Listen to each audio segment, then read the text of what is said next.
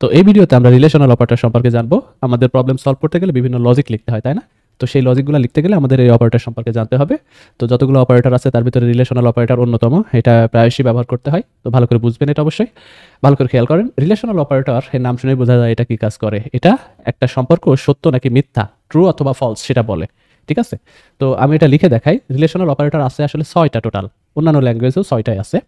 তো একটা হচ্ছে, এখানে যদি আমি বলি, একটা হচ্ছে আপনার লেস দেন। ঠিক আছে, এই সিম্বল কিন্তু আমরা জানি, ছোটবেলা থেকে ম্যাথমেটিক্সে এই সিম্বল আমরা লিখে আসছি, লেস দেন। তো এরকম একটা এক্সাম্পল যদি দিই যে 5 <6, এটা একটা সম্পর্ক, তাই না? যেখানে বলা হচ্ছে 5 6 ছোট, তাই না? এটা বলা হচ্ছে। এখন এই সম্পর্কটা সত্য কিনা সেটা কম্পিউটার আমাকে বলবে ট্রু অথবা ফলসের মাধ্যমে। সে যদি বলে ট্রু, তার মানে অবশ্যই এই সম্পর্কটা সত্য, আর যদি ফলস বলে তার মানে তো মিথ্যা। তো বুঝতেই পারছেন 5 6 থেকে ছোট, এই কন্ডিশনটা বা এই শর্তটা বা রিলেশনটা আসলে সত্য। তো এই কারণে কম্পিউটার আমাকে বলবে এটা ট্রু। আর ট্রু মানে তো অফকোর্স 1, কম্পিউটার ট্রু বলতে 1ই বোঝে। ঠিক আছে, অন্যান্য কিছু বুঝে সেগুলো আমরা পরে দেখতেছি, আপাতত এতটুকু বুঝলেই হবে। আর বুঝতেই পারছেন এই লেস দ্যান এটা অবশ্যই বাইনারি অপারেটর, তাই না? কারণ এই পাশে একটা ভ্যালু নিছে আর এই পাশে একটা ভ্যালু নিছে, ঠিক না? এটা বাইনারি অপারেটর, দুইটা অপারেন্ট নিছে। তো দুইটা অপারেন্ট ছাড়া আসলে রিলেশনটা বলবে কিভাবে সে? দুইটা তো থাকতেই হবে, তাই না? তারপরে আছে কি লেস দ্যান ইকুয়াল। তো এটাকে পড়া হয় লেস দ্যান অর ইকুয়াল। তো লেস দ্যান অর ইকুয়াল, ঠিক আছে। এটা যদি এক্সাম্পল দিই যে 5 লেস দ্যান অর ইকুয়াল 5, ঠিক আছে, এটা লিখলাম এই সম্পর্ক। তো 5 সমান অথবা ছোট হইলেও হবে, অর যেহেতু সম্পর্ক, সমান হইলেও হবে, লেস দ্যান হইলেও হবে। তো লেস দ্যান না হইলেও 5 থেকে ছোট না হইলেও সমান, তো তো সমান হওয়ার কারণে এটা ট্রু। ঠিক আছে, আমি যদি আরেকটা এক্সাম্পল দিই 5 লেস দ্যান অর ইকুয়াল 4, তাই না? এটা কি হবে? 5 4 সমান অথবা ছোট, তো কোনোটাই কিন্তু না, সমানও না আবার ছোটও না। তো এই কারণে কম্পিউটার এটা আমাকে বলবে ফলস, আর ফলস মানে 0। ঠিক আছে, তো কম্পিউটার ট্রু বলতে 1 বুঝে আর ফলস বলতে 0 বুঝে, জেনারেলি এটা বুঝে থাকেন। পরবর্তীতে এটার একটু আপডেট আমরা বলবো। আচ্ছা, তারপরে কি আছে? দুইটা হইলো। তারপরে আছে গ্রেটার দ্যান, এই সিম্বলটা এটা সেম কাজ করে লেস দ্যানের মতো, আমার বোঝানোর তেমন কিছু নাই। এটা আরেকটা সম্পর্ক সত্য কিনা, বাট গ্রেটার দ্যান সিম্বল দিয়ে, যেমন 5 <4, এটা তো সত্য, এটা ট্রু, তাই না? বাট আপনি যদি লেখেন 4 <5, তার পাশে থেকে বড় কিনা, অবশ্যই না, এটা ফলস। তারপরে এরকম আছে গ্রেটার ইকুয়াল, এটাকে পড়া হয় কি greater than or equal, greater than or equal. তো এটা বড় হইলেও হবে আর কি হইলে সমান হইলেও হবে, যেরকম 5 <= 5, তো 5 থেকে বড় বা সমান হইলেও হবে, তো বড় না হইলেও সমান, তো এটা 1 সত্য। তারপরে 5 <= আপনার কত 3, ঠিক আছে। তো 5 3 থেকে বড় অথবা সমান, সমান না হলেও বড়, সেক্ষেত্রে এটা 1, রাইট? তাহলে টোটাল কয়টা হলো? 4টা, তাই না? এরপরে আছে কি? এরপরে আছে হচ্ছে দুইটা ইকুয়াল, এটা ইকুয়ালিটি চেকের জন্য। তো এখানে অনেকে একটা কনফিউশনের ব্যাপার থাকে অনেকের, সেটা আমি বলি। সি প্রোগ্রামিং বা অন্যান্য প্রোগ্রামিং ল্যাঙ্গুয়েজে কিন্তু সিঙ্গেল ইকুয়াল আছে, আবার ডাবল ইকুয়াল আছে। তো এই সিঙ্গেল ইকুয়াল এটা কিন্তু অ্যাসাইনমেন্ট অপারেটর, তাই না? কোনো ভ্যালু অ্যাসাইন করতে গেলে এই অপারেটরটা ব্যবহার করতে হয়। যেমন আমরা লিখি কি a = 5, অর্থাৎ এই 5 এই ভ্যালুটা এ ভ্যারিয়েবলে রাখতেছি, রাইট? তো single equal just assignment operator, but double equal এটা কিন্তু একটা রিলেশনাল অপারেটর। এটা সমান চেক করার জন্য বা ইকুয়ালিটি চেক করার জন্য, এই বাম পাই ডান পাশ যেহেতু বাইনারি অপারেটর, বাম পাই ডান পাশ সমান কিনা এটা চেক করার জন্য এই অপারেটরটা। তো এটা যদি আমি এক্সাম্পল দিই, এটা হচ্ছে 5 == 6, এই দুই পাশটা সমান কিনা? তো এটা সমান না, অফকোর্স 5 6 সমান না, এটা 0। But 5 == 5, right? এটা কি? এটা হচ্ছে আপনার সমান, মানে বাম পাই ডান পাই দুইটাই সত্য বা সমান আর কি। তো সেই কারণে এই ডাবল ইকুয়াল রিটার্ন করবে বা আউটপুট দিবে হচ্ছে 1, এটা সত্য।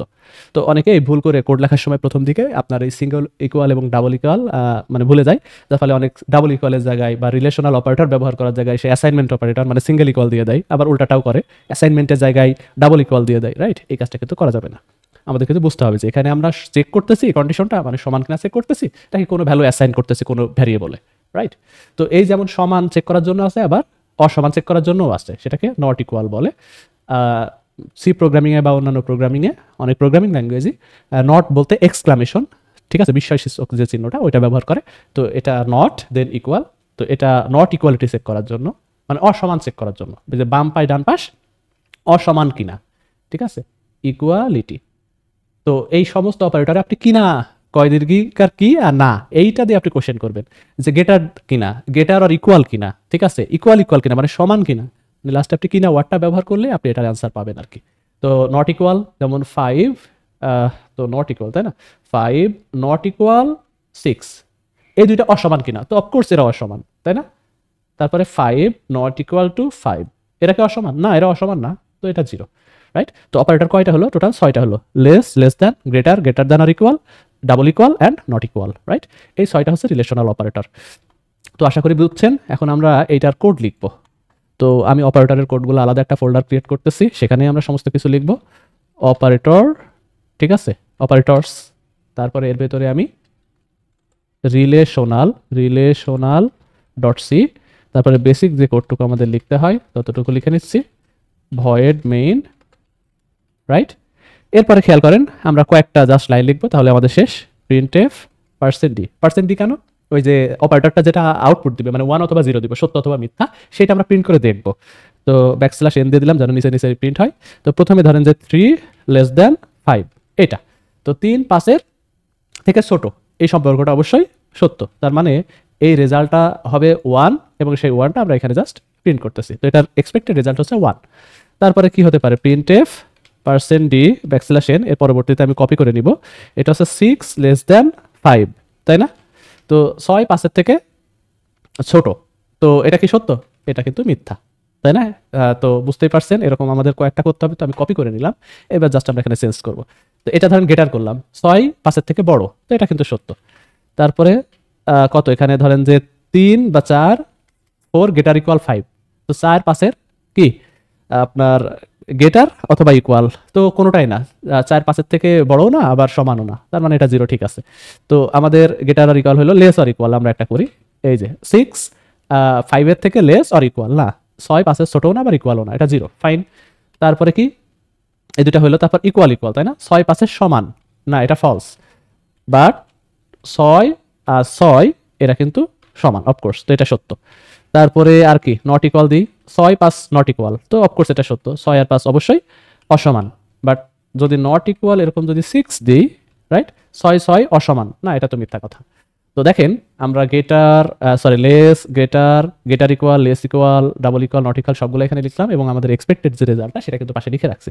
এখন আমরা জাস্ট এই কোডটাকে কম্পাইল রান করব। তো প্রথমে আমরা সেলস ডিরেক্টরি দিয়ে অপারেটরস ফোল্ডারে যাই, জিসিসি, তারপরে relational dot C, compile run. তো দেখেন প্রথমে 1 0, তারপরে 1, হ্যাঁ 1 0, তারপরে 1 দিয়ে কয়টা শূন্য, 1 দিয়ে 3টা শূন্য, তো 1 দিয়ে আমাদের এখানে 3টা শূন্য আছে, তারপরে 1 1 0, তারপরে 1 1 0, রাইট।